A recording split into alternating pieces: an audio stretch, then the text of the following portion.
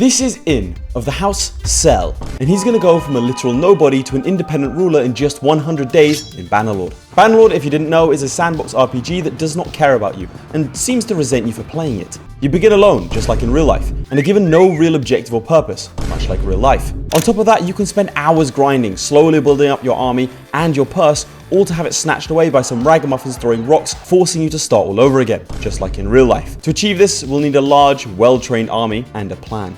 Fortunately, I have a plan. Don't worry, this isn't one of those 12-step plans your stepdad keeps failing, but one that involves money and violence, which comes after failing the 12-step plan. In days 1 to 10, we're going to be solely focusing on winning tournaments. This will give us renown for winning, which we need for larger party sizes, and to invest in things like workshops. More on that later. On top of that, winning the tournaments will give us nifty gear, because they're the prizes, that we can sell. And the time cost of all this is just the time it takes to get between major towns hosting a tournament. You only have 100 days after all. As for after that, well, I guess you'll just have to watch the video to see what plans I have for days 10 to 40, 40 to 50, 50 to 70, 70 to 90, and 90 to 99. Or just use the timestamps, I'm not a fascist. Anyway, we begin on day 1, having created the character of In Cell. Oh no. I'm just gonna click a bunch of random things and hope I get something cool. Oh god. More choices. Bannerlord begins every time with a quest to save our family members, or something like that. I kind of immediately forgot about this whole questline thing because I couldn't bear to look at my brother in the eye. My family genes did us no favors. Then, after picking out our banner, we're free to roam the map. Now, we get these things called focus points that help level up certain skills. I dumped all of mine into trade because that's what the next phase, days 10 to 40, are about. But we're not there just yet. The plan initially was simple: travel from city to city and check if a tournament was ongoing. All I had to do was not get caught by bandits. This is footage of me getting caught by bandits. To be fair, 7 infantry bandits against a player on a horse shouldn't be that tricky if you have a ranged weapon or a shield. In this fight, I don't have a ranged weapon or a shield. Also, there's actually 6 infantry and 1 cavalry unit. That cavalry unit has a ranged weapon and a shield. I've made a terrible mistake. Don't throw things at me. Bloody skirmishing cavalry. Stop! Ow! There we go, that's at least a hit something. I'm gonna go to the bridge. So yeah, not a great start as we're immediately captured by bandits. We've literally fallen at the first hurdle. Still, after a few days, we make our escape. And we finally make it to Jalmaris. Even if there isn't a tournament ongoing, you can still enter the arena for free and hone your skills. You'll also get a small amount of money per man you take down. Given I just had my ass handed to me, I wanted to let off some steam.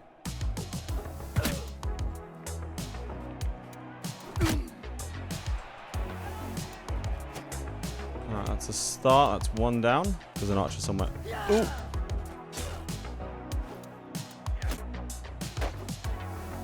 God, I suck at throwing things. Okay, 1 shot. Well, that's not gone well. I'm scared of getting smacked from behind. Leave. God, come on, man. I need this. No. Oh, okay. So remember when I said about getting hit from... Yeah. Honestly, not the greatest first 3 days of a 100-day challenge, is it? Still, Mr. Cell eventually stumbled to Ortizia, where there's actually a tournament. The more lords that participate in these tournaments, the better the winning prize will be. But that's just a bonus because there's another mechanic we can use: gambling. Did you know that 99% of gamblers quit just before they win big? Of course you do. It's what your stepdad tells you every time when he has to sell your phone as an investment. Well, in our case, before every round at a tournament, you can bet money on yourself to win, which we're going to be doing with the maximum amount each time because we need to spend the first days trying to dump as much cash as possible. If we lose any of these tournaments, however, we lose everything. Okay, nice, nice. They've turned to run away. You idiot! You've jumped in on your own! Need to get rid of this lot. And now it's a 1v1v1. Okay, hopefully they fight each other. They are not, in fact, fight. Oh, he accidentally killed that man while trying to kill me. Okay, this is fine. This is fine. This is fine. I can do this. I can do this. Oh, lovely. He's so much bigger than me. That is ridiculous. What does that look like? Oh my god. It's not about the size of the dog in the fight. It's about the size of the fight in the dog. Man, am I a dog. Okay, throwing. We can throw. God, I suck at throwing things. Okay, I can beat him. Nice. Dodge and move, dodge and move. And then hopefully my guy wins his fight. And I'm down. Nice, nice. Not so nice.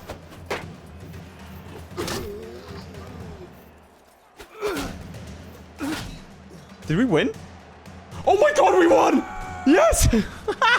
I mean, of course we won. That was my plan. This is it. If I lose this, it's kind of over for us. So 1v1. Your entire life's been building to this inn. Prove yourself. Good start. Good start. That's good. This is good. One hit and you're down, lad. So don't get hit. Bob and weave. Bob and weave. Shield bash. I missed. That's fine. It was a fake. I faked. I've never once hit shield bash. I don't want to try and do that. Hit him. Hit him again. There we go. That's right, Id. First piece of success. And just like that, we've gotten ourselves some nice gear, a bunch of money, and renown. So now the plan is to do it all again, carefully avoiding bandits. 7 mountain bandits. We'll just ignore them. That's fine. I think those are the same 7 that yeah!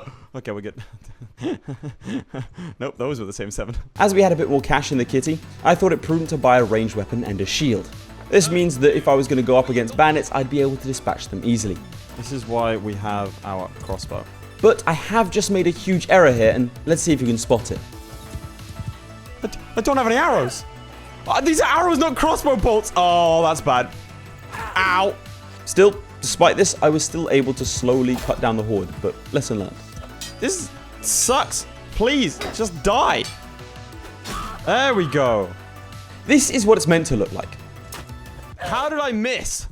Not much footage of me succeeding, huh? I mean, this is what it's meant to look like. Over on the shield.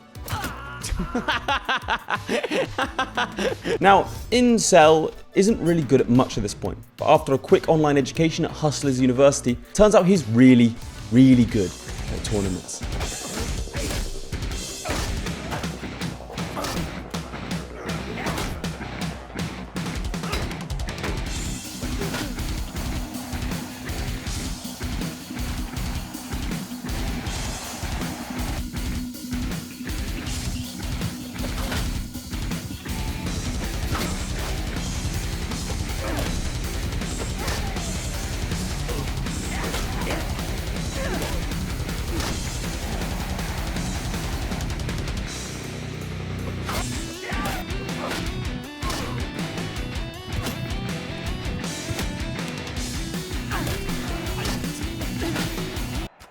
Yeah!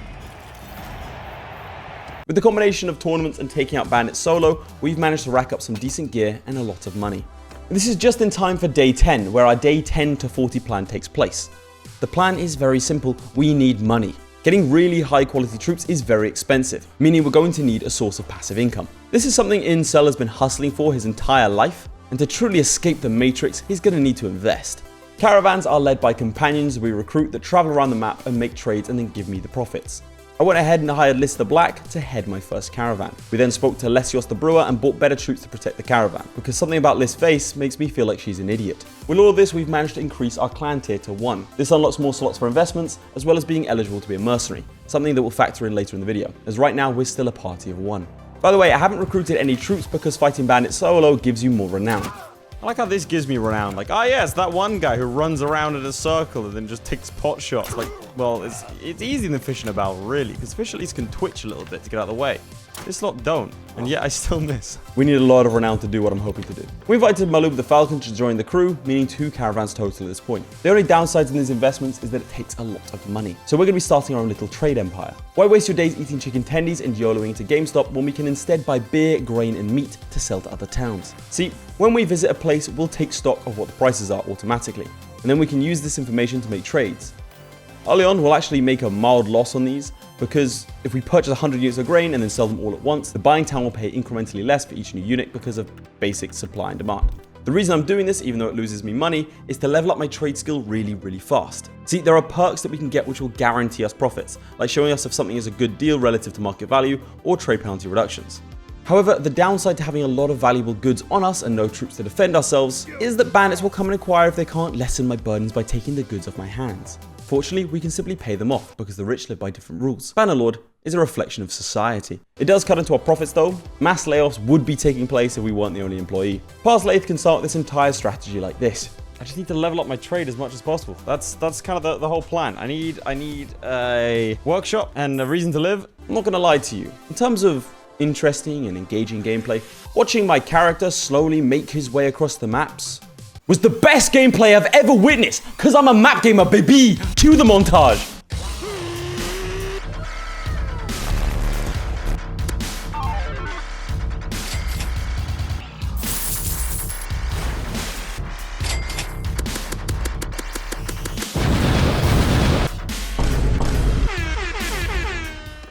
After all that high-octane trading, we land at day 38.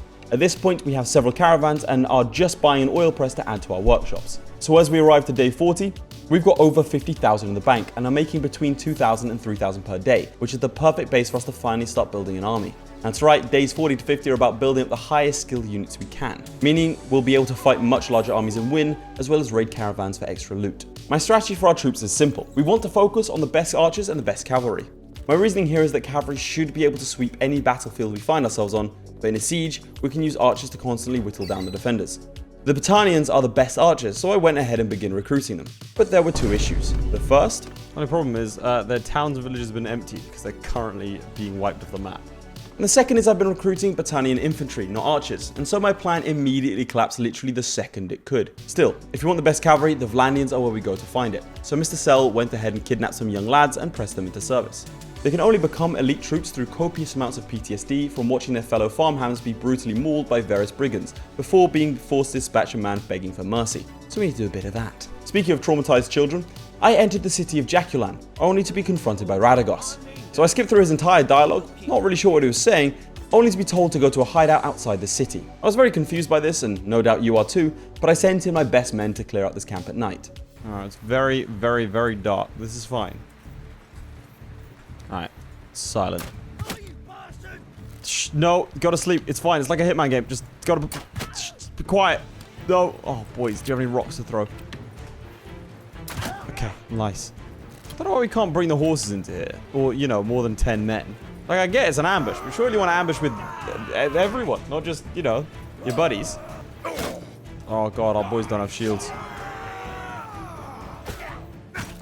Honestly, rocks are stupid effective. Honestly, I can't even see to kill anyone. Apparently, allegedly, I've killed someone. I don't know where they are. All right. Is that everyone? Yeah, nice. Okay, bear with me here because it's going to get confusing. We won this little skirmish, at which point we captured a man called Galter, who Radagos immediately executed. I was then offered and immediately accepted without any hesitation to execute Radagos. Apparently all of this was to rescue my family, who I had forgotten about at the start of the game. Press complete, rescue your family. Yeah, my bad. Now that the side plot of saving my family is finished with, we can focus on more important things, like making the trek to the northeast to fight the Sturgeons. The original plan was to actually join Vlandia, as they've been very, very successful in war, but they've actually been that successful that they're at peace right now, which really doesn't help us. So instead, we end up joining the Western Empire as a mercenary, and that brings us to our next phase, days 50 to 70. The idea for the next 20 days is to build an elite force whilst getting filthy rich. But how do we do that? See these caravans running around the map? Did you know you can legally attack them and steal their stuff if you're contracted by a faction? Historical side note, this happened in real life with Letters of Marque, but I'm sure you knew that already. Fucking nerd. We can also take part in large-scale battles like sieges to level our troops, gain renown, and take a share of the loot. The first siege we were a part of was at Cranerog Castle, where we made up around 10% of the attacking force. Sieges in Bannerlord are rather grandiose affairs, and they're really fun, so I can't ever resist getting involved, even if it isn't the best idea for us. Okay, so we have 5 troops to our name. Come on, boys, we got this. We outnumber them literally, what, 10 to 2? 5 to 1? Oh my god, I just got my shield out before that. Ow. Oh. That's a lot of dead men. I'll try and clear some of the archers. I got one. Is anyone going to be lifting up these, or we just everyone's firing? Okay, right. No, we're going for the battering ram. Oh no. Yeah, That's where we got to get to? Oh, we are dead. Run, horse. Don't be brave. Just go. I've told all my guys to charge. Hopefully that goes well. Oh my god. It's quite an involved little... Look at that. That's pretty, isn't it? Nice little shield. Oh, sorry. Yeah, I'm sort of getting in the way. Alright, come on. I'm going to help out. We must be up on the walls or something. Yeah, we are. I can hear them fighting. Alright, come on. Come on. That's our distraction, boys. I've got the gate. There's a second gate. Alright, they're waiting for us. There we go. This is it. Push around them. Get in behind them.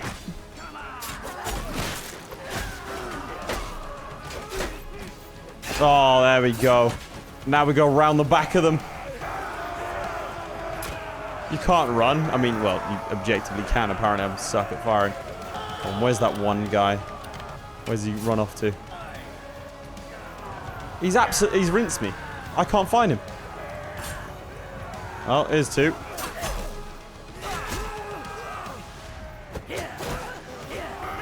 There they are. Oh, it's only peasants left. That's fine. It's my ideal person to fight. Someone who's unable to defend themselves. I'm 6-0 against children in real life. I'm just following the horde at this point. I think we won. Nice. So, when a siege is won, the holding is taken by the besieging faction.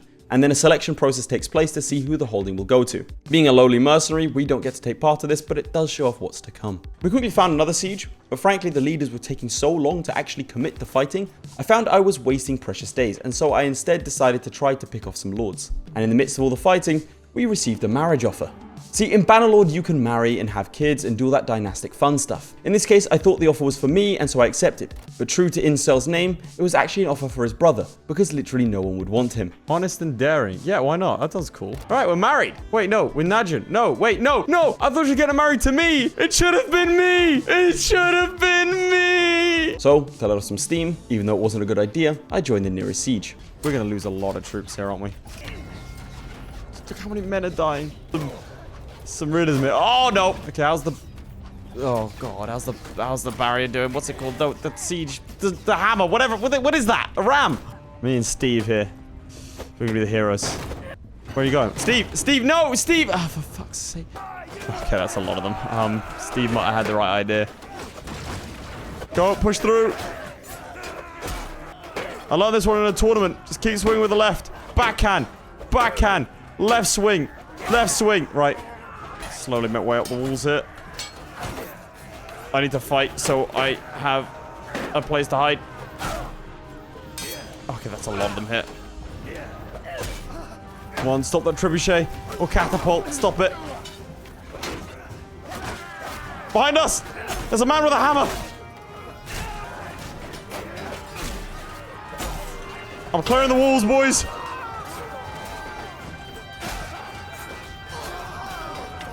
I'm doing it! I'll do it myself! I'll take you all on! Well, not from behind, boys. Oh, this is bad. Yeah, that's me done. After picking off a few more lords for some extra renown, it was time to retire from mercenary service. During this time, we'd kicked the hell out of several larger armies and had a force that had roughly doubled in capacity, with some of the highest level troops in the game, which meant we could trigger the next phase for days 80 to 90, vassalage. First, I had to actually find the leader of the Vlandians, which was a lot harder than I anticipated. I checked everywhere for this guy, asking literally everyone, until finally I came across the king fighting some bandits, and so we helped him for a nice little introduction. Finally, we could enter his service as we were high enough renown to be recognized as not one of the lowly peasantry, and all we had to do was murder a bunch of people, much like real life. As a gift for swearing fealty, we were treated like Frederick the Great and gifted several strong, tall, trained men. And here you can see how ridiculous our troops are. For those of you not well versed in Bannerlord, we have 73 troops here that are fully capable of fighting armies many times their size. We even had a nice little ceremony to commemorate the event, hopefully without questionable initiation practices, but we'll never know. Mr. Cell gets a far off look in his eyes and refuses to talk about it when asked. But wait, what is that? The beginnings of a new backing track? Ah, that means only one thing. Time for a montage of attacking civilians and surrendering armies.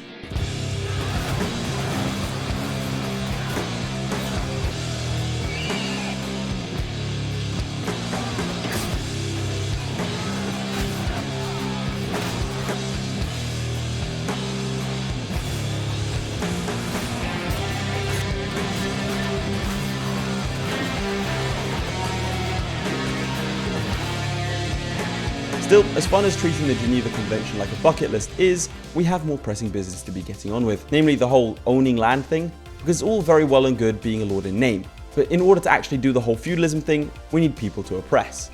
Our opportunity comes in the form of Mekalovia Castle, a castle that was recently taken and thus has an insufficient garrison. Given that there are only 62 people in this castle, and they're all militia, and we have 73 killers, I resolved to attack immediately. Go, go, go, fast as you can, fast as you can. Come on, look, hello everyone, oh look at me, look at me, look at me. Alright, I need to get these, I need to get up there. No, no, no, no, no, no, no, no, no, no, no, no, no, no. Nice, okay, we're good. Just swing on him.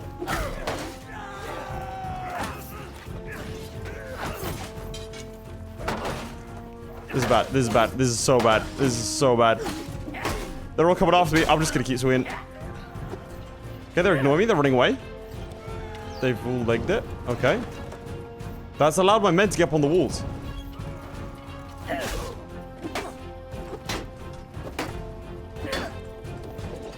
Okay, that's another one dead. Just keep swinging. It's a lot easier when I had a horse.